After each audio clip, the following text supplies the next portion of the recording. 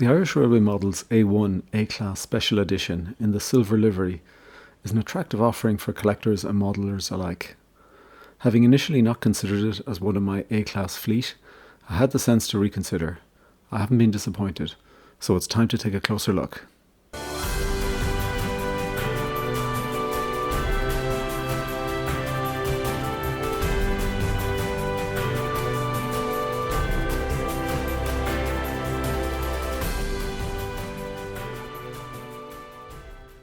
Thanks for joining today's review. We'll kick off with an unboxing of the special edition, followed by some close-up and 360 views. We'll then get into the running session, followed by the summary, scoring and final recommendation. There are a couple of outstanding items from my original A-Class review, so we'll cover these at the end of the video. Okay, let's get underway.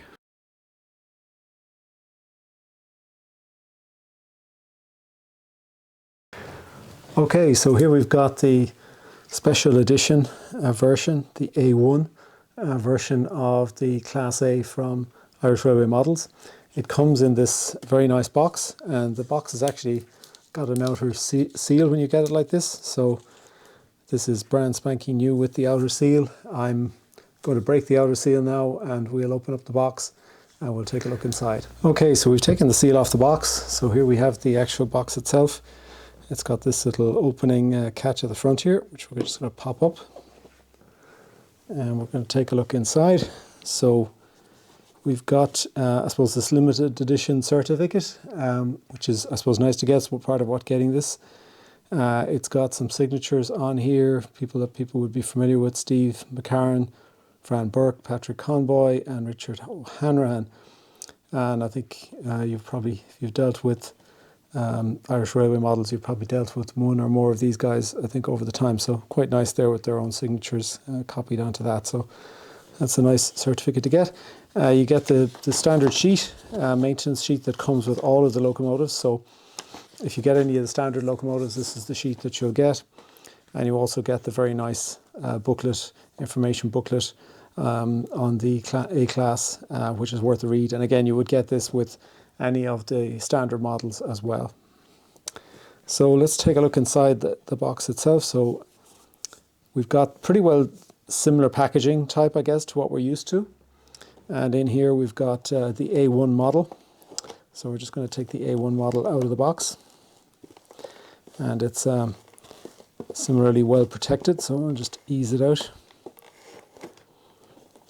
Okay, so let's just get rid of the box now. So the box, as I say, it is a nice display box. Metropolitan Vickers 1955, which goes back to the first prototype of the A-Class. Okay, so let's take a look at the model of interest here, which is the A1.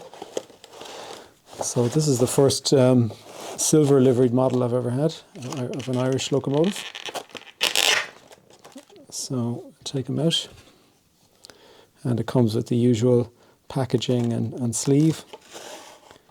So we'll just dispose of that guy. I suppose just to point out, we do get the obligatory detailing kit. It's smaller on the older models because they didn't have as many extra options or parts, etc.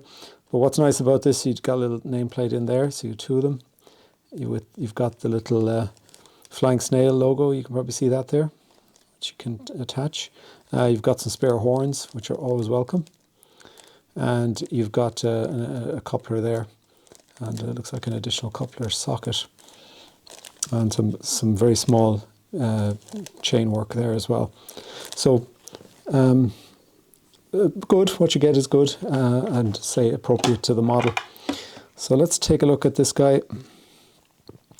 So this is, it's really nice to see one of the silver models. It's the first one I have. So this is A1, and it is everything that I suppose you'd expect from an A-Class at this stage. We've seen the other models. This is the first of the silver ones I've seen. You've got the really nice bogie detail. I think what impresses me just having this model in the hand versus the photographs is it actually looks more detailed. I can see the detail here a lot clearer. It's a nicer looking model in real life than it is I guess from the photographs, that's the only way maybe I can describe it, and I've seen some models recently like that. So there's fantastic detail on the bogie. We will do the normal side on and 360 views as well, but it is everything you'd expect. Now this is a Crosley model, so it has got the different upper panel, and I suppose for people who aren't familiar with, or if this is your first review of the A-Class, you can take off the lid like that. It's got 4 magnets either side. You can insert your decoder here. Now the Crosley decoder isn't available at the time of producing this video, so unfortunately we won't be able to listen to it. But you've got your EM1 speaker there, and there's a smaller sugar cube speaker underneath it. You've got stay alive capacitors, and if you do wish to add a driver or any crew, there's 4 screws here which essentially allow you to take off the body. But I think it's fantastic that you don't need to take the body off to, insert your decoder. So following on from the Murphy models 201 and 121 models, and I think improving on that again with putting in the little magnets, I think well done to Irish Railway models there. So as I say, we will take some other photographs of this, some close-ups, but I have to say it didn't strike me as a popular model. It wasn't one that I jumped out, because I wouldn't have really experienced this in real life. I've only seen these on photographs. But my goodness, it is a nice model actually. And I think it'll be interesting when we get the 360 and close-up views. It really comes out very well. It's better, as I say, than it appears in the photographs. And I think that speaks a lot for what's been delivered here. I can see the blackened wheels as well underneath. Has the rotating axle boxes. And because you've got the silver on the bogies here now, you should be able to see the rotating axle boxes a little bit easier than you can on the other models where you've got black on the bogies, and you can really you have to get up pretty close to see them. So I cannot really say an awful lot more about this until we get to the close-up section. It is everything you'd expect from an A-Class. It's got all the detail, looks really good, and as I say, it actually looks better in real life here in my hand than the actual photographs that I've been seeing and looking at over the last while. So really looking forward to getting this on the layout. Unfortunately, we don't have the sound module yet, but as soon as we get that, I'll certainly do a running session with the sound module in there as well. But next thing is let's do the close-up on this and go to the running session. Okay, really nice looking model.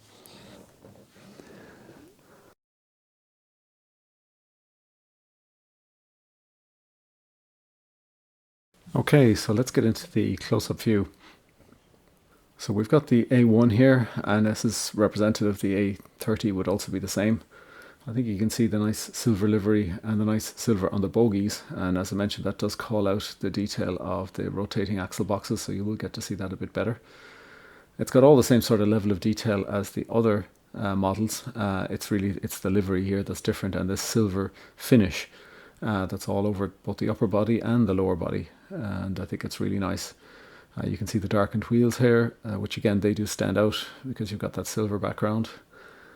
You've got the roof, which we'll talk about a little bit more in the 360 view, and the nice venting at the side there, the nice handrails. Really all the detail that you would be expecting from the A-Class and the Crosley A-Classes in this case. You can see the sanders there as well, just beside the wheel. And of course this one doesn't have the headlight, being one of the earlier models, and a lovely detail around the front again, which we'll get a better look on now at the 360 view. So you can see the different roof here, which would be different for the Crosley versions versus the EMD locomotives, and you've got the very nice wipers and windows at the front there. And I think one of the characteristics of those windows is really the riveting. Has really nice detail in terms of the riveting that goes with those.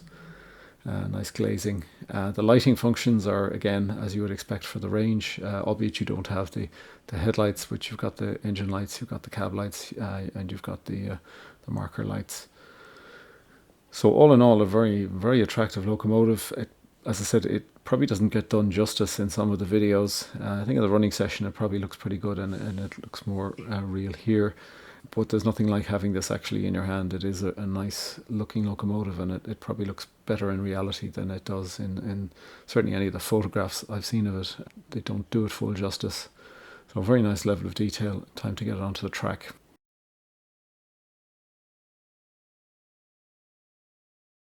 So here in our running session, we're running with a kind of a real mixed rake, literally to put it mildly. We don't have any sound, of course, so I do have the sound module installed, the existing one. I'm only using a handful of the sounds from that. I'm obviously not using the engine sounds. So if you listen to the full version of this running session, which is a separate video, you will hear things like the station announcement and the horn, etc. But they're all off the upgraded versions of the Locomotive. They're not the Crosley versions, so they're not fully representative. But I will redo this once I do get the full Crosley sound. So we're running, as I say, with a very mixed rake. These are all Southern Railway coaches. A couple of them have got the Flying Snail logos applied to them. They're a mixture of Monsell and Bullide carriages, Bachmann and Hornby. We've got a 4-wheel car up there, which is kind of representing a heater van. So it's not in any ways prototypical, though it is a bit more perhaps representative than some other configurations I've seen running with the silver Locomotive. We're getting up to speed pretty quickly here, up to the full prototypical 75 mile an hour range. It's super smooth, really is, like all the locomotives. And interestingly, this one didn't have the clicking problem I did have on some of the other locomotives. Didn't have any problems with this, with A1 at all. And say super smooth performance. I'm only running at half power, literally getting to the prototypical speed with only a half power setting on the controller. So there's loads of headroom here to pull much larger rakes, much heavier rakes if needs be. Certainly a very powerful locomotive. As powerful, I guess, as the say the Class 071s, for example, from Murphy models, which would be pretty powerful. And would be more powerful now than the 121s or the 141s, which would have less powerful motors in them. So really nice running session, joy to run, to be honest. And this kind of the characteristic look of the older Crosley A1s I kind of do like, and I think it really comes out in this silver model in particular. This is a flawless performer, just one of those locomotives you could be running it all day. Just sorry I don't have the sound. That's the only thing I'm missing from this particular running session, which would be nice as well, but we'll see that in due course. So very satisfactory, as good as, if not better than, any of the other A1s that we've tested. We'll just bring it to a close here, and a smooth stop. Really nice locomotive, and a very, very good running session.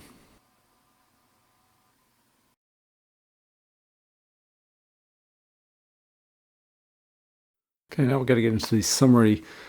So all of these items are common between the different A-class models. So we'll cut down to the very end here to the retail selling price, which is $219.99 for in euro. This is for the special edition model, and £199.99 in the UK. So it's a plus €30, £30 increment for the special edition, which probably isn't bad. I think it's probably worth it, and that would probably hold its value if you were to resell these models in the future. So I think if you're a collector, definitely want to get hold of this, and you're not paying a massive premium for getting it. As I say, all the other features are the same as across the range for the Crosley versions. That is, obviously there's some slight differences between those and the EMD versions. So the overall scoring, and I suppose a point here, and I'll get to this at the end, I have done a slight tweak to the overall scoring. So this scoring for this model is essentially the same as for the range, though it's a little bit different, and I'll call that out, than what I had in when I did my review, and I'll call out where the difference is. Again, running performance and appearance, both 10 out of 10, so no difference there. When you get to the appearance, obviously people have their preferences in terms of particular liveries over the other, but one way or the other, whether you like one particular livery over another, or whether you like this one or not, these are a 10 out of 10 from an appearance detail perspective. Sound, I don't have sound on this model, so it's not applicable to this particular review. It's only the EMD sound that's included here, and that's unchanged from the original. The extras and variants score is unchanged, but there is a comment I guess I'll come to later on with regard to some of the variants, and I'll talk about that in a little while. The build quality and packaging is a 9.5, so I have improved this. And again, I'll cover this later on. We did get to the bottom of the clicking issue, and I was able to resolve it on all my locomotives, so again, we'll talk about that. So I have increased this score from a 9.0 to a 9.5. Still an issue there, but it's less of an issue. It's well identified.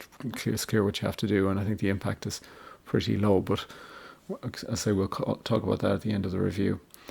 This particular model, the A1, did not have that particular issue. Now, that's not to say it mightn't occur at some point, but it didn't actually have this particular issue at all. So you could argue that's a 10 out of 10 for the A1. Price value, again, I'm thinking 9 out of 10, and again, equivalent for the special edition. And overall, it's a 9.6 out of 10. So the overall score is much the same, it hasn't changed. Again, it's an exceptional score. Very few locomotives come anywhere close to this, so it's really an exceptional offering from Irish Railway Models. They've done really, really well with this.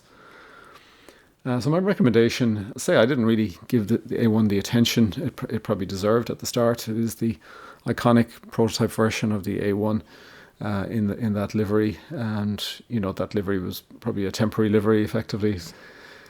But I think it really does show the prototype in a very good way. I think it gives you a look for the model that you just don't get from the other liveries, and that's what really attracted me to it. It's very distinctive.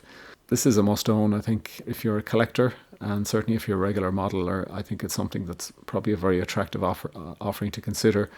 Like myself, I wouldn't classify myself as a collector as such. I like to run my trains. That's what I do. I'm a modeler from that perspective.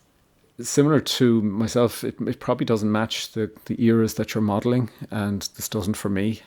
So I did acquire some of those Southern Railway coaches and some Flying Snail coaches with a view to being able to run them with some of the older A1s, and I do have those. And so if you have some of those lying around, you can probably use them here. And who knows, maybe we will get some more prototypical coaches for this era in due course. So I think it is well worth considering if you're an Irish modeler.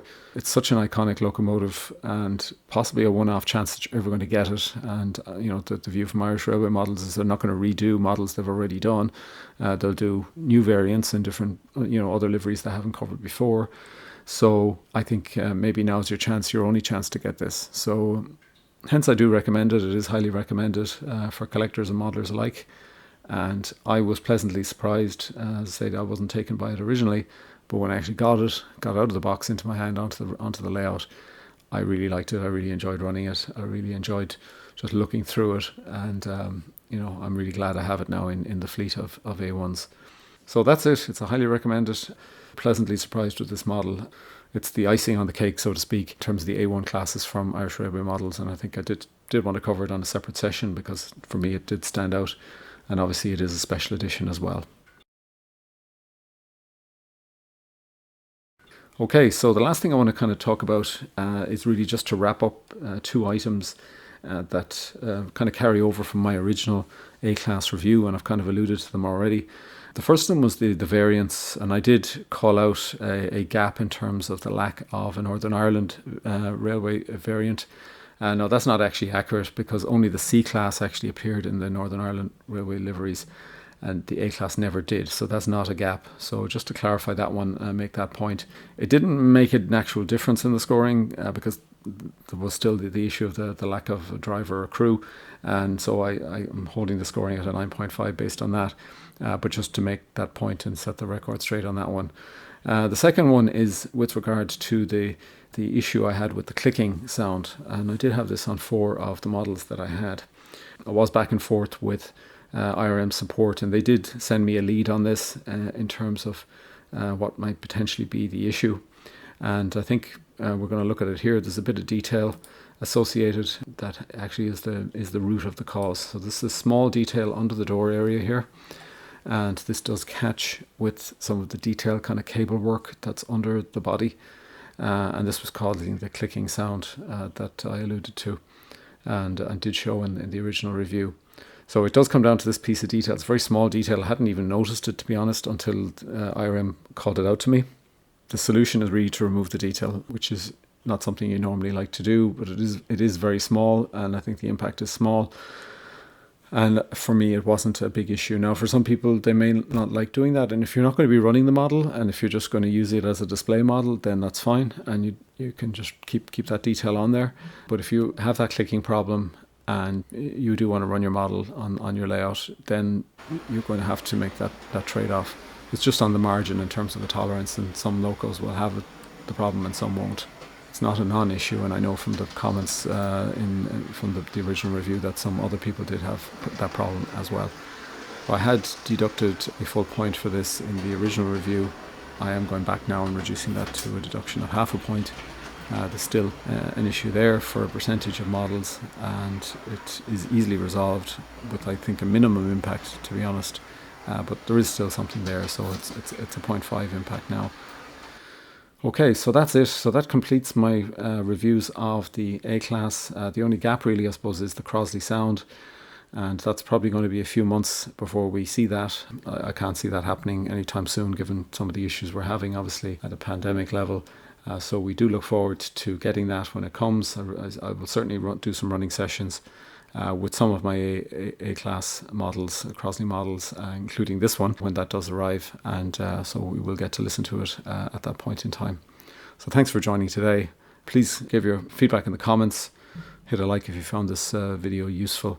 And we'll hopefully see you on the next one. And in the meantime, happy modelling.